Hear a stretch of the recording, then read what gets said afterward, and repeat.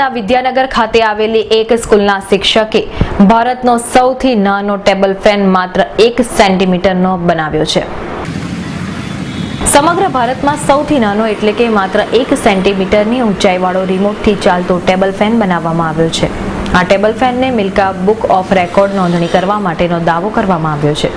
અત્રે ઉલ્લેખનીય છે કે આણંદ વિદ્યાનગર ખાતે આવેલી આઈઈબી પટેલ इंग्लिश स्कूलના પ્રાથમિક વિભાગમાં ચિત્રકામના શિક્ષકનો નવતર પ્રયાસ છે।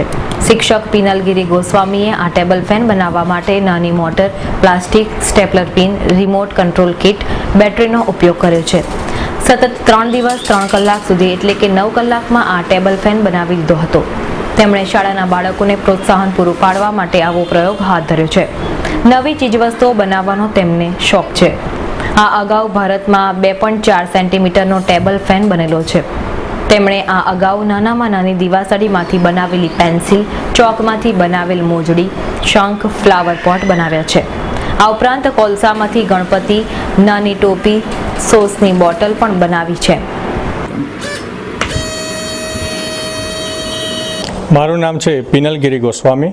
હું વ્યવસાયે એક પ્રાથમિક શાળામાં ચિત્રના શિક્ષક તરીકે કામ કરું છું અને બાળકોને હંમેશા પ્રોત્સાહિત કરવા માટે અવનવી નાની મોટી વસ્તુઓ બનાવતો રહું છું।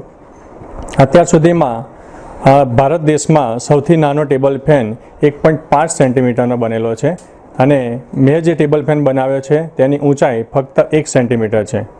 આ ટેબલ ફેન બનાવવા માટે મારે દિવસના 3 કલાક એટલે કે 3 દિવસ કામ કર્યું છે। એટલે ટોટલ 9 કલાકમાં આ ટેબલ ફેન તૈયાર કરેલો છે। આ ટેબલ ફેન બનાવવા માટે મારે સ્ટેપલર પિન, પ્લાસ્ટિક, મોટર, મોબાઈલની એસેસરીઝ જેવી અન્ય ચીજવસ્તુઓ કે જે વેસ્ટમાંથી બેસ્ટમાં લઈ શકાય તેવી ચીજવસ્તુઓનો ઉપયોગ કર્યો છે અને અંતે આ ટેબલ ફેન મેં કાર્યરત કર્યો છે।